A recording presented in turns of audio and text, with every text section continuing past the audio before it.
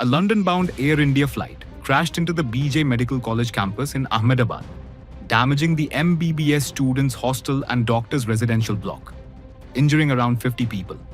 Former pilot Ehsan Khalid said the visuals show a loss of power mid-flight and questioned why the landing gear was not raised, hinting at a possible engine failure.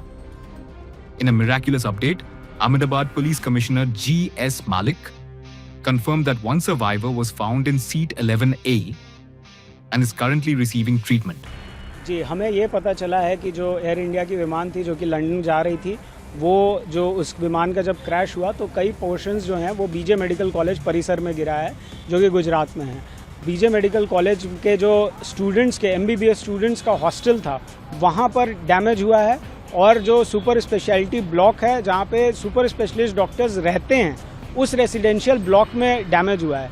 MBBS students lunch के समय होने के कारण वहाँ पर काफ़ी मौजूद थे और करीब 50 लोगों के घायल होने की खबर हमें आई है, और करीब 5 लोगों को अभी तक आइडेंटिफाई नहीं किया जा पाया है, तो उसके लिए हमें काफ़ी चिंता हो रही है। इसके अलावा जो सुपर स्पेशलिटी ब्लॉक था, उस सुपर स्पेशलिटी ब्लॉक में जो लोग जो रेजिडेंट डॉक्टर्स के जो परिवार रहते थे, जो सुपर स्पेशलिस्ट डॉक्टर्स के परिवार रहते थे, उन लोगों के घायल होने की, उन लोगों को क्षति पहुंचने की खबर आई है। मृत्यु पे अभी कुछ भी कहना बड़ा मुश्किल हो रहा है, क्योंकि बर्न विक्टिम्स होते हैं तो आइडेंटिफिकेशन एक बहुत बड़ा प्रॉब्लम हो जाता है, और प्रशासन बड़े चुस्ती से उसमें काम कर रही है, और राज्य सरकार और केंद्र सरकार दोनों ही बड़े चुस्ती से उसमें लगी हुई है।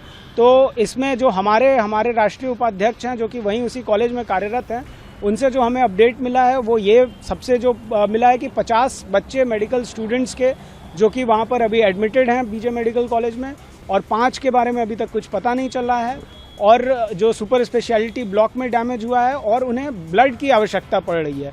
तो ब्लड डोनेशन के लिए कुछ लाइन्स हैं, हेल्पलाइन नंबर्स उन्होंने शेयर किया है, साझा किया है। हम वो हेल्पलाइन नंबर्स को भी सर्कुलेट कर रहे हैं कई माध्यम से। और कल इत्तफाकन ब्लड डोनेशन डे भी था, तो कल है, तो all India institute of medical sciences new Delhi, post graduate institute of medical sciences new Delhi और कई अस्पतालों में कल ब्लड डोनेशन कैंप लगने वाला है, और हम आग्रह करते हैं कि सभी लोग उसमें ब्लड डोनेट करें। और अन्य स्टेट्स में भी हमारी बात हुई है, जो लोग जितने भी कल ब्लड डोनेशन हो, हम सबसे निवेदन करेंगे कि वो वहाँ पर जो विक्टिम्स हैं उनके लिए यूज़ में आए, और वहाँ पर जितने भी ज़्यादा हम उनको जिस भी रूप में मदद कर सकते हो, हम सरकार के साथ डटे हुए हैं, हम साथ में उनके मदद करने के लिए हर तरह से तैयार हैं। अगर आप साझा करना चाहें वो हेल्पलाइन नंबर, तो वो भी साझा कर दीजिए, और आपकी कोई फर्दर बातचीत भी हुई हो इसके हटके भी वो बता दीजिए। जी, हेल्पलाइन नंबर्स मैं अभी आपको सर्कुलेट कर दूंगा, आप अपने चैनल के माध्यम से उसे ज़रूर आगे बढ़ाएं। और जो हमारी लेटेस्ट अपडेट यही मिल रही है कि काफ़ी पैनिक का माहौल है, और वहाँ पर जो डॉक्टर्स हैं वो सारे अभी इमरजेंसी में जाकर के ड्यूटी कर रहे हैं, और जो victims of the plane crash as well as the victims जो कि क्रैश के बाद जो हो रहा है, उन दोनों चीज़ों को वो लोग क्लोजली मॉनिटर कर रहे हैं, और इस पे हम उम्मीद करते हैं कि एक जल्द से जल्द इस सिचुएशन पे हम कंट्रोल पा सकें। अब जो त्रासदी हुई है वो तो बहुत ही भयावह है, लेकिन अब इसमें हमें डट करके उसका मुकाबला करना है और जल्द से जल्द इस पे एक्शन लेने हैं। बस लास्ट ये कि जो कुछ जानकारी आपको आंकड़ों की मिल पाई हो, आपने हालांकि साझा किया कि कितने वहाँ पर स्टूडेंट आमतौर पर रहते हैं या उस समय रहे होंगे, और सुपर स्पेशलिटी। देखिए, एक बात इसमें ये जो कहते हैं सिल्वर लाइनिंग की बात कही जाए तो ये थी कि ये घटना जो घटी वो दिन के समय में घटी, और दिन के समय में ज़्यादातर लोग अस्पताल के अंदर थे। तो जो मेडिकल स्टूडेंट्स रहते हैं उनका लंच ब्रेक होता है, तो लंच ब्रेक वो यूजुअली हॉस्टल में जाकर के करते हैं, और जो सुपर स्पेशलिटी ब्लॉक के डॉक्टर्स रहते हैं वो अपना लंच उधर अस्पताल परिसर में ही कर लेते हैं, वो यूजुअली नहीं आते हैं अपने घर। तो इस वजह से जो नुकसान हुआ है वो कम हुआ है। यदि यही घटना शाम में हुई होती या फिर अस्पताल के अंदर में ऐसा कुछ घटना घटा होता तो ये और भी भयानक हो सकता था, और भी त्रासदीय था। और ऐसे में अभी आंकड़ों की संख्या में हम इतना ही बोल सकते हैं कि करीब 50 से अधिक MBBS स्टूडेंट्स भर्ती हैं। बहुत ही दर्दनाक हादसा, और उसमें क्या हुआ होगा ये तो flight data recorder, cockpit voice recorder, ACARS के डेटा से पता चलेगा। लेकिन जो विजुअल्स आ रहे हैं उससे एक चीज साफ नजर आता है कि एयरक्राफ्ट जो है वो फ्लाई कर रहा था, और फ्लाई करते हुए ग्राउंड पे गया है। दैट मीन्स के एयर में कोई एक्सप्लोजन नहीं हुआ था। सबसे पहले तो ये। दूसरी चीज जो बहुत क्लियर है वो ये कि वेदर ऐसा हार्श वेदर नहीं था जो कि कंट्रीब्यूटरी फैक्टर हो सकता है। तीसरी चीज कि इस पूरे विजुअल्स से लगता है कि एयरक्राफ्ट को लॉस ऑफ पावर है। वो लॉस ऑफ पावर एक इंजन में है या दोनों इंजन में है, ये कहना बहुत डिफिकल्ट होगा, लेकिन जो भी पावर था that was not sufficient to keep the aircraft flying. उसको तो ये जो लॉस ऑफ पावर है, अगर हम इसको दो भाग में डिवाइड करें तो एक तो है टेक्निकल के इंजन के मैल फंक्शन। बहुत रेयर है कि दोनों इंजन का लॉस ऑफ पावर साइमल्टेनियसली हो। दूसरा है जैसा कि वो हडसन रिवर वाले में हुआ था, loss of power on both engines हुआ था, but that was due to bird strike के वजह से हुआ था। दोनों इंजन लॉस हो गए थे। ये इंजन एयरबस 320 से बहुत बड़ा है और बर्ड हिट से भी दोनों इंजन का स्ट्रेट अवे एक साथ खत्म होना in 1 minute duration is very rare. So it's very difficult to say कि टेक्निकल फॉल्ट ऐसा क्या हो सकता है जो कि दोनों इंजन के पावर को लॉस करेगा। क्या इतने बड़े बर्ड एक्टिविटी वहां पर थे?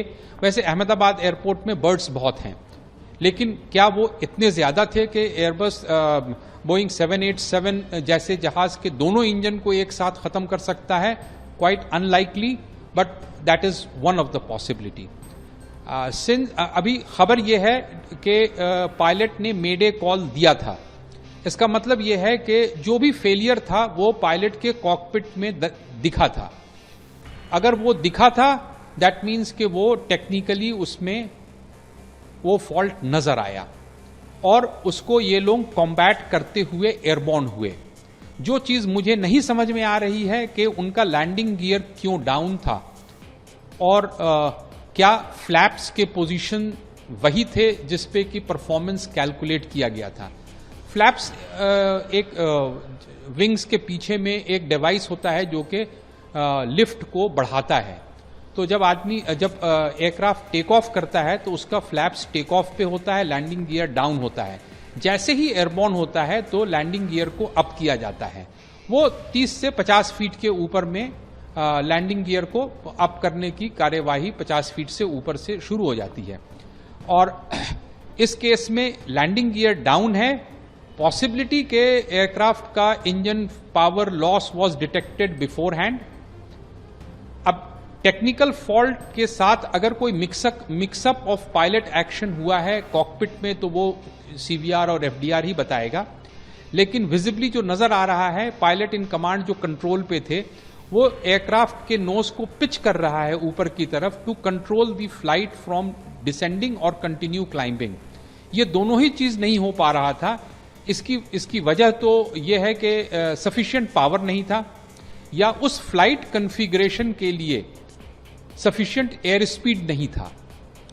एयर स्पीड का मतलब कि अगर बहुत स्लो है और फ्लैप्स अगर अप है तो अगेन एयरक्राफ्ट फ्लाई नहीं कर पाएगा। और दूसरा यह है कि सभी चीज सही है और पावर नहीं है, अगेन एयरक्राफ्ट फ्लाई नहीं कर पाएगा। तो इन सारे चीज इतने वेरिएबल्स हैं कि किसी भी तरह का स्पेकुलेशन विल बी वो अनजस्ट होगा for the pilots on board.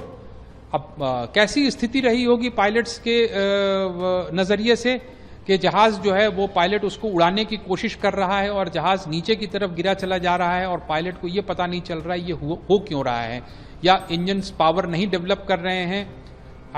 It is a very बहुत ही डिफिकल्ट सिनेरियो है इस चीज को गेस करना, ठीक है। लेकिन एफडीआर विल से बहुत बड़ा सवाल है कि लैंडिंग गियर ऊपर क्यों नहीं था, क्योंकि खबर यह है कि जहाज 600 फीट तक ऊपर गया था, तो 600 फीट तक उसके लैंडिंग गियर ऊपर होने चाहिए थे। और क्या फ्लैप्स अपनी जगह पे था, ये सब दीज आर जो चीज़ है वो इन्वेस्टिगेशन की चीज़ है और किसी को भी स्पेकुलेट करने का हक नहीं है।